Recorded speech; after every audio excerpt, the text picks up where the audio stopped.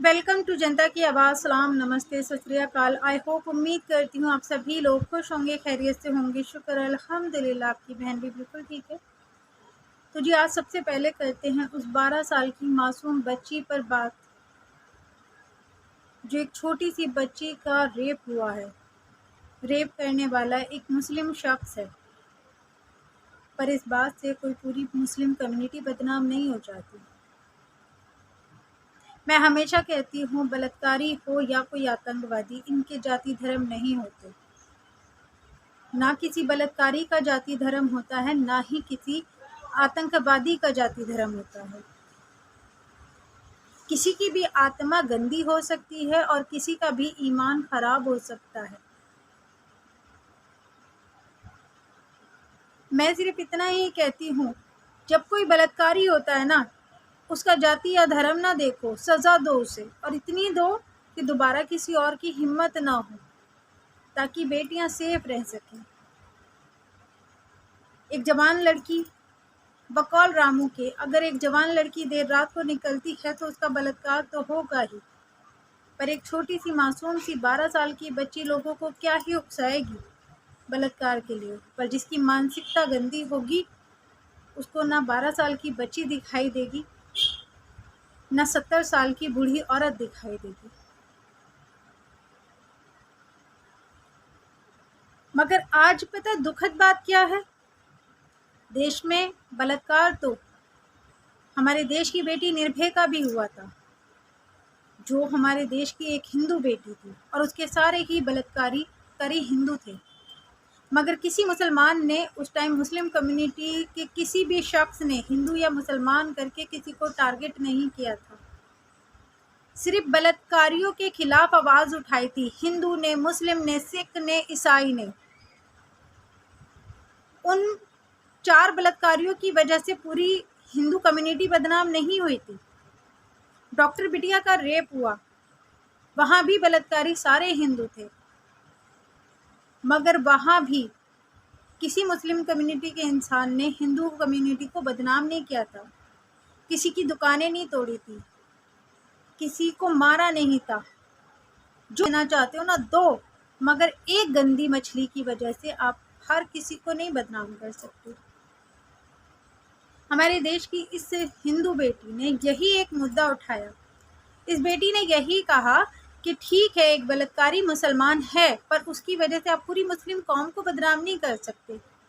आप जिस तरीके से दुकानें तोड़ रहे हो, तोड़ फोड़ कर रहे हो, मुस्लिम लोगों को दुकानों से खींचकर मार रहे हो, ये ठीक नहीं है। बलात्कारी एक है, उस बच्ची के जस्टिस के लिए आवाज उठाओ, हर एक मुस्लिम को मत सताओ। तो उसके बाद उस लड़की को कमेंट आते हैं कि तेरा भी बलात्कार होना चाहिए था, तेरा भी बलात्कार होना चाहिए था, तुझे दुबई भेज देना चाहिए था, तुझे पाकिस्तान भेज देना चाहिए। पर पता है आज के देश की विडंबना क्या है? जिस बेटी को देवी कहते हैं, जिस बेटी को देवी स्वरूप मानते हैं, वही बेटी अगर मुस्लिम कम्युनिटी के लिए बोल पड़ी तो वही बेटी दुनिया की सबसे गंदी हो जाएगी। देवी बोलने वाले लोग उसी को जलील करेंगे, उसी का चीरहरण करने पर उतर जाएंगे। आज ये है, कुछ भी हो, सबसे बड़ा देशभक्त, सबसे बड़ा देशभक्त वो है आज जो इस्लाम को बुरा कहेगा, जो मुसलमान को बुरा कहेगा, जो एक मुसलमान की गलती की सजा पूरी कम्युनिटी को देगा, वो सबसे बड़ा देशभक्त है। अब मैं पूछती हूँ, इस बेटी ने अगर ये कहा कि क्या नशा करके बैठे हो? जिस 12 साल की बच्ची के जस्टिस के लिए आप सड़कों पर उतरे हो, उसका प्रोटेक्ट करो ना, उसके बारे में आवाज दो, उस बलात्कारी को सजा दो। मगर यहाँ बेकसूर लोगों को आप मार रहे हो, उनकी दुकानें तोड़ रहे हो, ये क्या तुक बनता है? तो उस बेटी को अभद्र कमेंट की बौछार हो गई है। अब वो बेटी खुद कह रही है कि जो लोग मुझे सेफ नहीं फील करा रहे, वो 12 साल की बच्ची के प्रोटेक्ट के लिए उतरे हैं। जो अपने धर्म की बेटी को ही जलील कर रहे हैं, वो 12 साल की बच्ची के प्रोटेक्ट में उतरे हैं, उस बच्ची के लिए इंसाफ मांगने उतरे हैं। अब आते हैं देशभक्ति पर। नेहा सिंह राठौर अगर कोई सवाल पूछ ले, वो देशद्रोही। करीना कपूर अगर पाकिस्तानी डिज़ाइनर के साथ फ़ोटो खिंचा ले तो वो देशद्रोही। पर एक छोटा सा सवाल, 2 साल से पाकिस्तानी सीमा गुलाम हैदर जो गैर कानूनी अवैध रूप से हिंदुस्तान में घुसी है, वो जितने भी लोग रबूपुरा के उससे शरण देकर बैठे हैं, रबूपुरा के लोगों ने उसे, एक गैर कानूनी महिला को जो शरण दी है अपने यहाँ, उसे रखा है, उन रबूपुरा के लोगों पर, उस मीनू पप्पी खानदान पर आज तक देशद्रोह का केस क्यों नहीं लगा? हमारे एक यूज़र कमेंट करते हैं, मैं आपको बताती हूँ, जिस तरीके से पाकिस्तानी महिलाओं को डिपोर्ट किया जा रहा है और सीमा गुलाम हैदर को रोका जा रहा है, आज मैं कुछ यूज़र्स के आपको कमेंट ज़रूर पढ़कर बताऊंगी।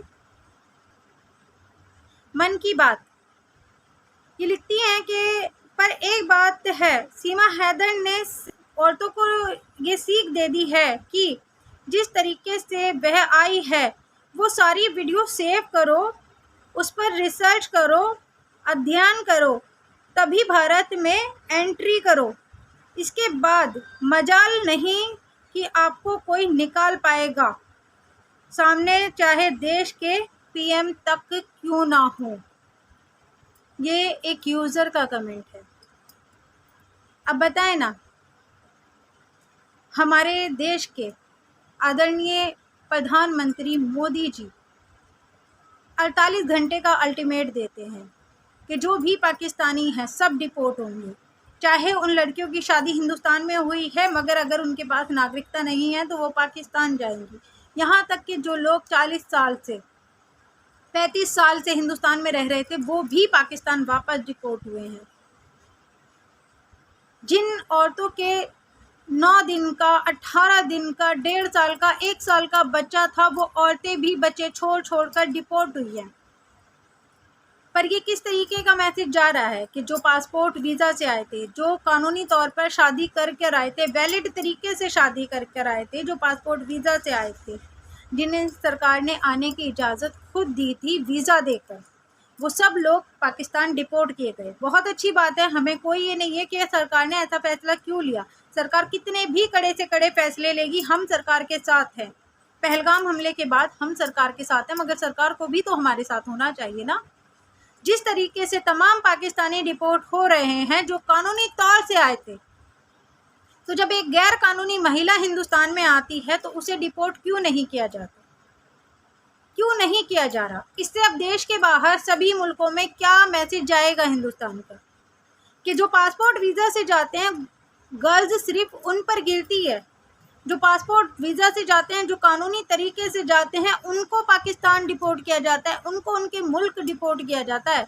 पर जो गैर कानूनी महिला आती है वो बाज़ारों में फिरती है, वो सड़कों पर नाचती है, वो बिन शादी के बच्चे पैदा करती है हिंदुस्तान में, बिना पहले पति से तलाक लिए हिंदुस्तान में गैर कानूनी शादी करती है और उस गैर कानूनी शादी से वो बच्चा पैदा करने का दिखावा भी करती है और उस पर कोई एक्शन नहीं लिया जाता।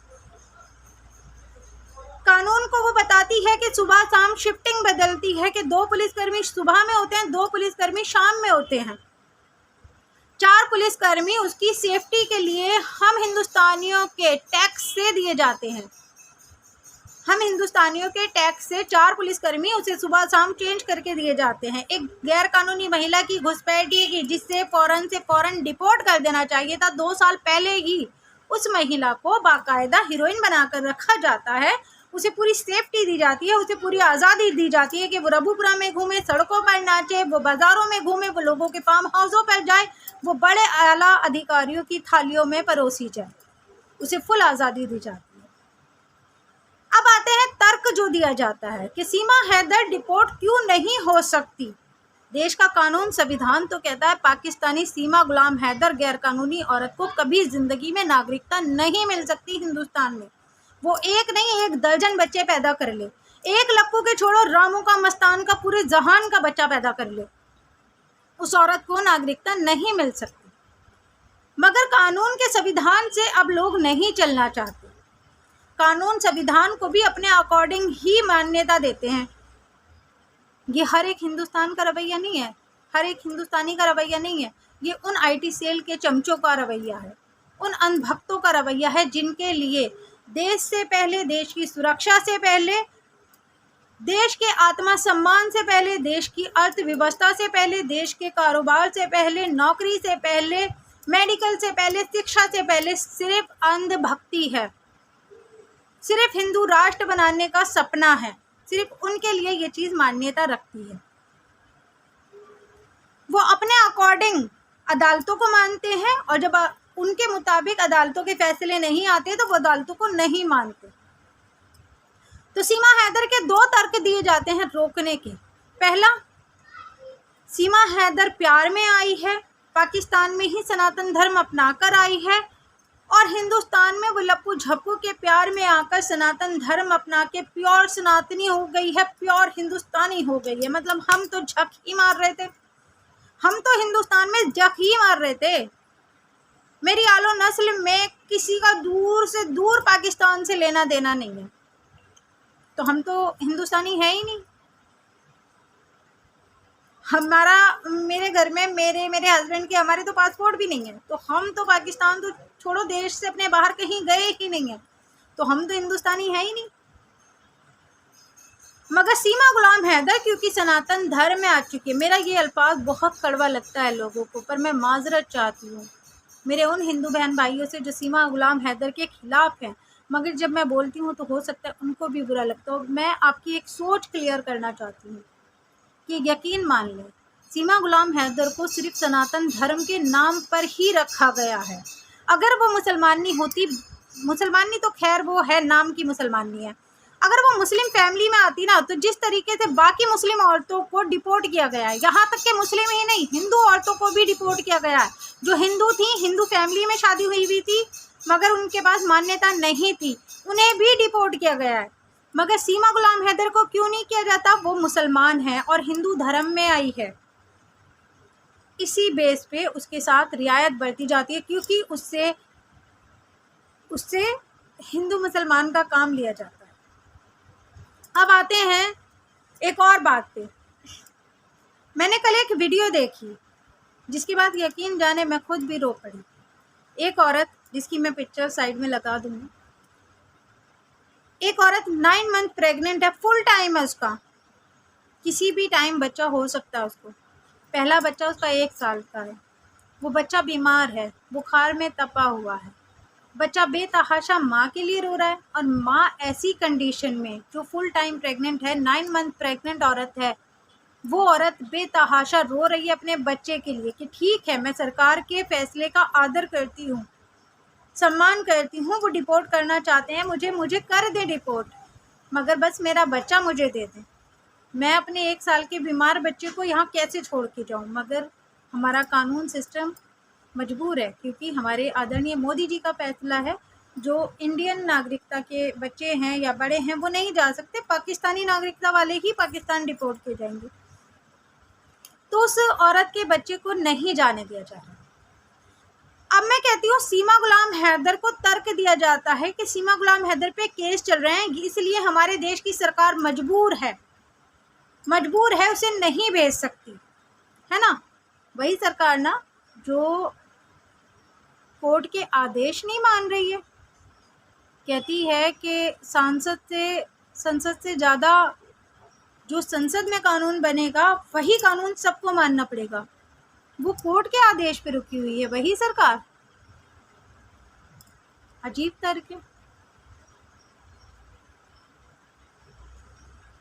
जब सीमा गुलाम हैदर की बात आती है तो लोग तर्क देते हैं उसका केस अदालत में चल रहा है, इसलिए वो डिपोर्ट नहीं होगी, है ना। अब जब पाकिस्तानियों की और औरतों की बात आती है तो और औरतों को बहुत सारे ऐसे केस थे जहां फिर सुप्रीम कोर्ट को अपना दखल करना पड़ा है, उन पे सुनवाई करनी पड़ी है। तो अब लोगों के मैं आपको कमेंट सुनाती हूँ, जहां उन लोगों के कमेंट हैंगे जो सीमा गुलाम हैदर पे दलील देते हैं कि वो उसका केस जो है कोर्ट में चल रहा है, तो 24 घंटे 48 घंटे वाला अल्टीमेट आदरणीय मोदी जी का उस पर लागू नहीं होता। जब तक 10-20 साल तक उस पर केस चलता रहेगा वो हिंदुस्तान में ही रहेगी, भले से चाहे नागरिकता ना मिले, वो 10-20 बच्चे यहाँ पैदा करेगी, वो हिंदू मुसलमान करेगी, वो IT सेल का काम करेगी, वो यहाँ आराम से मज़े मारेगी। उसके मामले में लोगों को अदालतों के फैसले, कोर्ट में चलने वाले केस याद आ जाते हैं। और जब इन पाकिस्तानी महिलाओं के जिनके बच्चे रोक कर इन्हें डिपोर्ट किया जा रहा है, इन पे सुनवाई हो रही है, तो लोगों की आपको राय बताती हूँ और मैं बाद में यहाँ मैं कमेंट पढ़कर आपको सुनाती रहूँगी और साथ में मैं मेंशन भी करती रहूँगी कि लोगों की कितनी दोगली सोच है सिर्फ काय के लिए, नफरत। एक लिखते हैं, अपने बच्चे इतने प्यारे हैं जो 26 लोग मार दिए गए, क्या कसूर था? ठीक है, उन 26 लोगों का नहीं, 27 लोगों का भी कोई कसूर नहीं था, वो भी बेकसूर थे। जिस तरीके से ये माएँ बेकसूर है ना, वो भी बेकसूर थे। उन्हें मारने वाले वो मनहूस आतंकवादी थे। मरने वाले को देखो कि दुख कितना है, हमारे कश्मीर में मरने वाले हमारे हिंदुस्तानी भाइयों का दुख कितना है कि वो लास्ट में इमोजी में लाफिंग फेस सेंड करता है। लिखते हैं, सुप्रीम कोर्ट के कारण से भारत का विभाजन पुनः होना निश्चित है और ये मिलियन बोरियों में नोट भर के विदेश शिफ्ट हो जाएंगे। बाबा हैं ये महाशय, दूसरे हैं। सरकार ने इन कोर्ट के ऊपर तत्काल एक्शन लेना बहुत ज़रूरी है, बहुत ज़रूरी हो गया है। इस कोर्ट का नाम सुनते ही छी छी थू, सरिया कोर्ट। सरकार जाग जाओ, इस कोर्ट की औकात दिखाना बहुत ज़रूरी है। अंधे हो? ये पता है, ये हमारे सुप्रीम कोर्ट की तारीफ बयान कर रहे हैं अंधभक्त IT सेल वाले। ये दूसरे यूज़र हैं, ये लिखते हैं, ये तो सुप्रीम कोर्ट फिर टांग अड़ा रहा है। पाकिस्तान के नागरिक को भारत में नागरिकता मिले ही क्यों? बिल्कुल, पाकिस्तान के नागरिक को भारत में नागरिकता मिले ही क्यों? फिर सीमा गुलाम हैदर यहाँ पर रुके ही क्यों? ये भी तो हिंदुस्तानियों का सवाल है ना। जब पाकिस्तान से वैलिड तरीके से आने वालों को नागरिकता नहीं मिलनी चाहिए, हम भी नहीं कह रहे कि दो, मगर फिर सीमा गुलाम हैदर गैर कानूनी महिला को हिंदुस्तान में रुकने क्यों दो? उसे डिपोर्ट क्यों नहीं करो? जब सुप्रीम कोर्ट के अगर आप आदेश नहीं मानते हो तो फिर सुप्रीम कोर्ट तो सीमा गुलाम हैदर के लिए भी नहीं है ना। मोदी जी सीधा सा आदेश दें कि मैं सुप्रीम कोर्ट इस मामले को खारिज कर दो और मैं सीमा गुलाम हैदर को डिपोर्ट कर रहा हूँ। क्यों नहीं कर रहे हैं मोदी जी? करें ना। या सारे बिल्डोजर, सारे अल्टीमेट सब फेल हो जाते हैं सीमा गुलाम हैदर के लिए। देशद्रोह का मामला दर्ज करो SC के खिलाफ, यानी कि देशद्रोह का मामला दर्ज करो सुप्रीम कोर्ट के खिलाफ। वाह वाह। अब कानून संविधान जो है तो सिर्फ इस बात से चलेगा कि चाहे गलत हो या सही हो, जो आदेश अनभक्तों का है वही ठीक है। अगर वो मानती है सुप्रीम कोर्ट तो समझो सुप्रीम कोर्ट बहुत अच्छी है, और अगर सही गलत का फर्क करके सुप्रीम कोर्ट फैसला करती है तो फिर सुप्रीम कोर्ट को खारिज कर दो, फिर संविधान को एक तरफ रख दो। फिर संविधान से नहीं चलेगा देश, फिर सिर्फ देश चलेगा सिर्फ अनभक्तों से और हमारे आदरणीय मोदी जी के फैसलों से। तो ये है।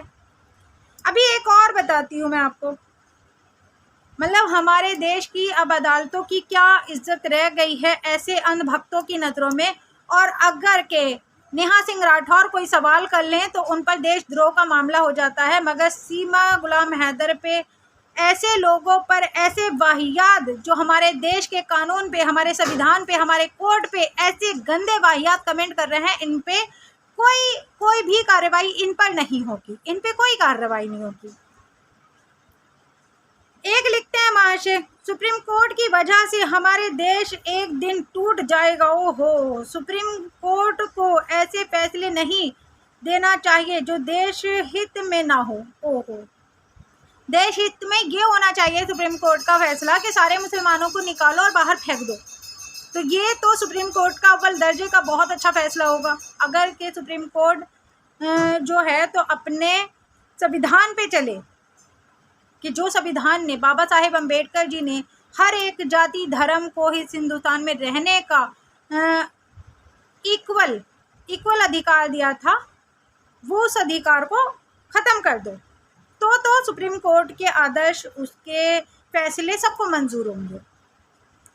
मतलब ये देखें आप, इन पर कोई कार्रवाई नहीं जो देश के कोर्ट पे, अदालत पे ही तोहमतें उठा रहे हैं, है ना, उन पर कोई वो नहीं।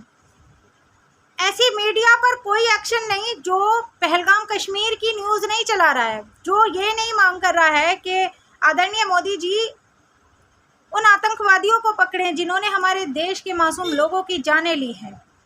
क्या हो रहा है, उनके खिलाफ क्या एक्शन लिए जा रहे हैं, उस पर नहीं है, बल्कि हर वरिष्ठ चैनल पे, हर बड़े जो बहुत जिम्मेदार एंकर बनते हैं उन चैनलों पे न्यूज़ है। पाकिस्तान के लिए रवाना हुई सीमा हैदर रोते रोते बेहोश हो गया लप्पू झप्पू।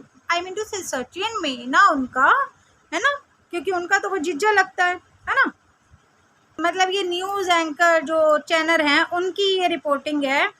वो मतलब पहलगाम कश्मीर तो भूले बैठे हैं, बहुत दिन हो गए, 8-10 दिन शोक मना लिया, अब सीमा हैदर करो। आईटी सेल का बहुत बड़ा मुद्दा है ना ये, सीमा हैदर करो। 20 लाख लोग उसके चैनल पे हैं और तकरीबन 30 लाख हम हेटर्स के चैनल पर भी होंगे जो सीमा गुलाम हैदर के खिलाफ बात करते हैं।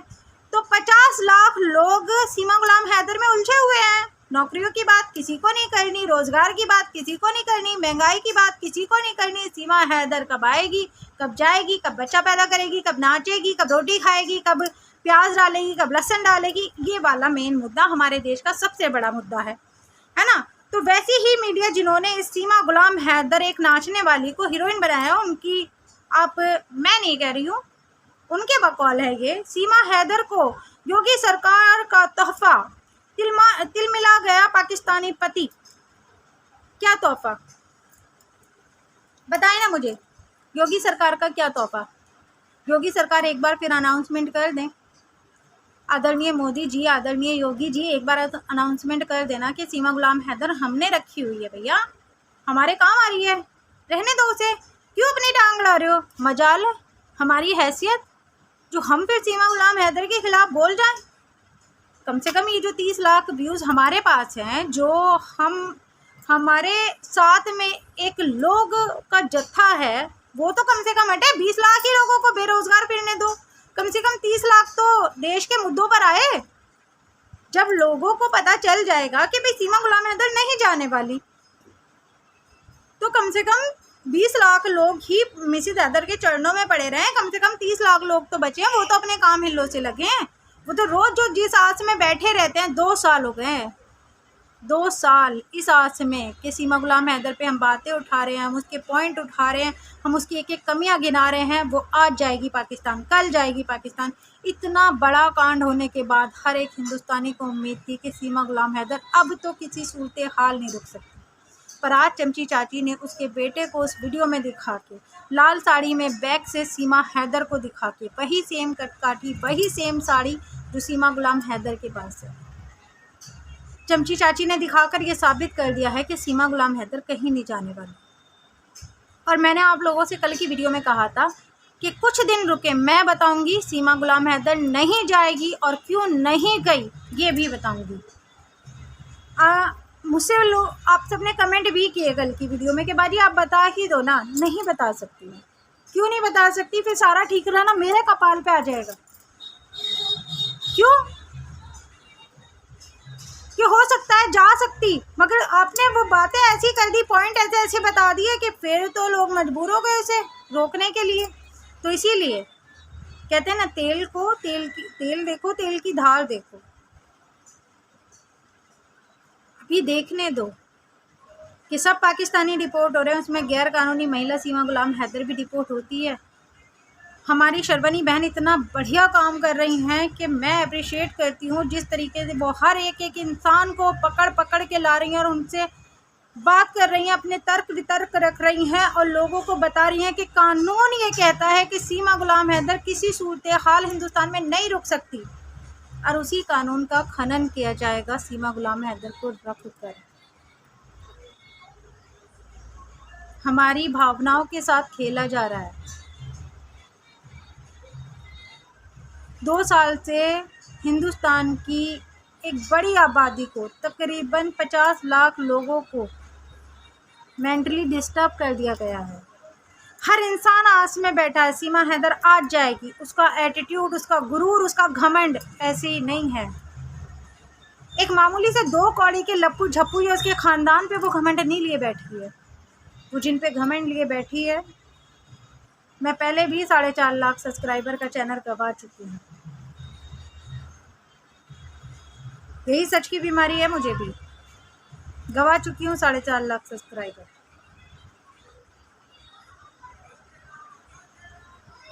पर हाँ, और 2-4 दिन आप रुके, जब ये नहीं जाएगी ना, आपको पूरी डिटेल में हर एक बात बताऊंगी कि ये क्यों नहीं जाएगी और क्यों नहीं इसको भेजा जाएगा। अगर ये जानी होती अब तक चली जाती। बस आप इतनी छोटी सी बात मान लें मेरी। कितने मुहूर्त निकलेंगे इसके जाने के। जिस औरत के आने का कोई मुहूर्त नहीं निकला, वो गैर कानूनी, उसने बोरिया बिस्तर उठाया, गुलाम हैदर का मकान बेचा, उसके 4 बच्चे समेटे, पाकिस्तान से दुबई से नेपाल, नेपाल से इंडिया वो आ गई। कोई नहीं रोक टोक उस पर।